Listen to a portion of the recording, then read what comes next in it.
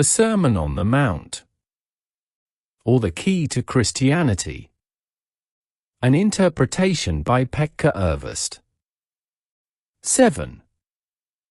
The Third Commandment.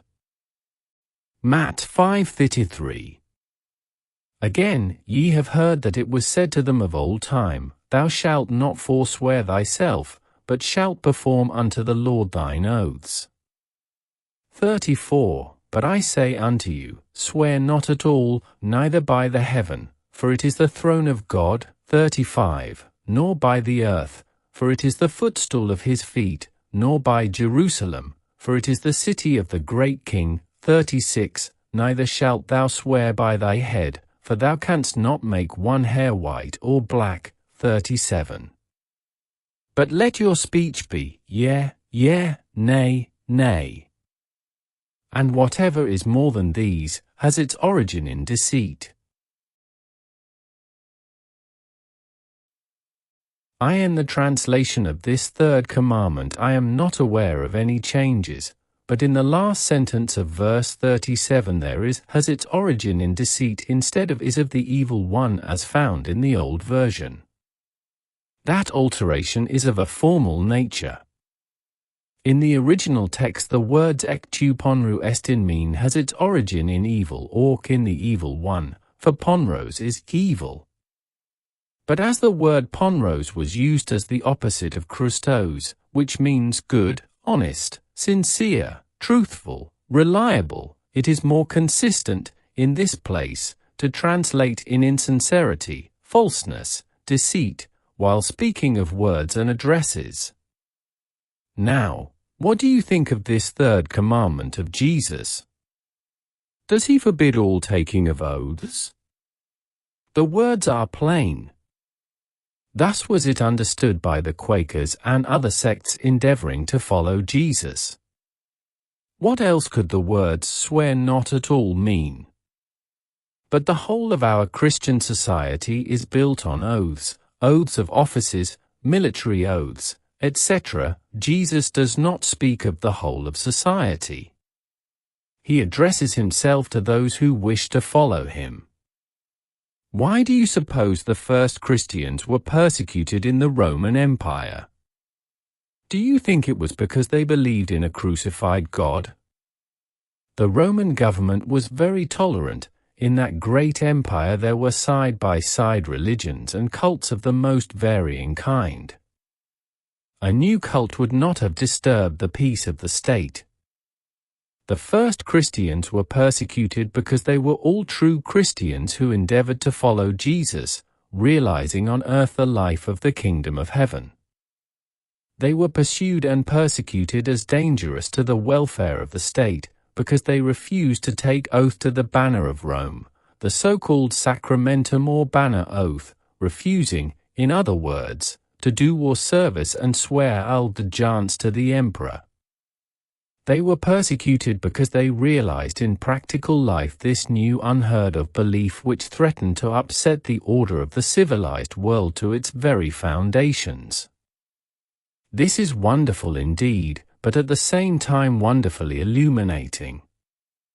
Now I am gaining an entirely new and interesting view of the first Christians. I do not say that I understand or approve of their principles in every detail, but they seem to be a most interesting phenomenon in human history.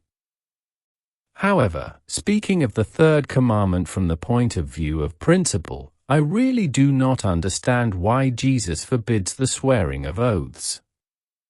Is not oath-taking a formal matter? Not altogether. Who, as a witness before the court, takes an oath to speak the truth may laugh at it as an empty formality. In any case he will speak what he is bound to speak. But an official, a priest, a physician, a soldier, who in taking his oath pledges himself to obey, in his official doings, certain rules and regulations, cannot be indifferent with regard to his oath. The more honest and conscientious he is as a man, the more real and perturbing his oath is to him. But his oath concerns matters that he would fulfill anyhow. Therefore it is formal. True, indeed, with regard to people who neither are Christians nor know anything about following Jesus. They are not often led into conflicts. Yet sometimes, a priest who, having lost his belief in eternal hell and damnation and other church dogmas, had instead accepted the teaching of reincarnation, would have been happy to tell others of the light he had found, but, bound by his ordination oath, dared not do so.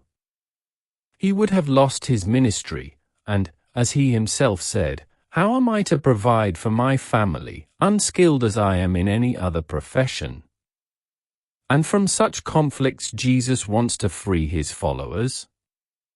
Why not, although I think the commandment as such starts from quite another point. Which point? As a spiritual being, man is independent and free. He ought not, with regard to his future, to pledge his allegiance to another person, but always to keep his conscience free and pure. Thus Jesus advised his disciples, the aspirants to the kingdom of heaven. Cannot man promise anything, not even to himself? A spontaneous, joyful promise, always taking into account obstacles that may eventually hinder the fulfilling of his promise, is natural among men. The more reliable a man is, the more conscientiously does he fulfill his promise. A man should be taken at his word. But a promise is not an oath. By taking an oath, a man gives up his freedom, surrendering the control over himself to another person. A promise is what Jesus meant by the words, "But let your speech be, yea, yea, nay, nay." And whatever is more than these has its origin in deceit. You have not said anything yet of man making promises to himself. Why shouldn't he? His own conscience must decide that matter.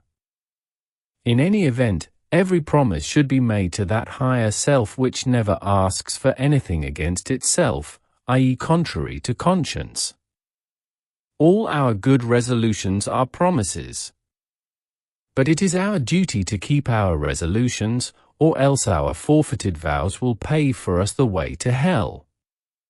If man does not learn to be faithful in small things, life cannot trust him with greater duties. The non-Christian life with its oaths and promises is like a school for worldly men. There they will learn to keep their word and fulfill their duties. When man becomes a Christian and sets about following the Master, life for him turns into a school where he will learn to keep holy his silent vows, his own firm resolutions and promises, at the same time learning to fulfill even greater and higher divine duties. Do you think the third commandment refers only to taking oaths? It seems to me as if there were, in the closing words, some veiled advice as to speaking in general. So it seems to me. We misuse our tongue in a measure not to be told of. We speak evil and still more often vain things. Jesus says in another passage that we have to answer for every vain word. He did not like empty talk or idle prattle, because it degraded man. The faculty of speech was given to man so that he should bear witness unto the truth, as Jesus said of himself. And the power of being silent is the first requisite for him who proclaims the truth. He who cannot keep silent at the right moment is unable to speak the truth at other times. Honesty does not imply that we should have everything we know always on the tip of the tongue. Truth speakers, great poets, for instance, are chary with their words in everyday life. And so Jesus advises his disciples to speak little, but in earnest.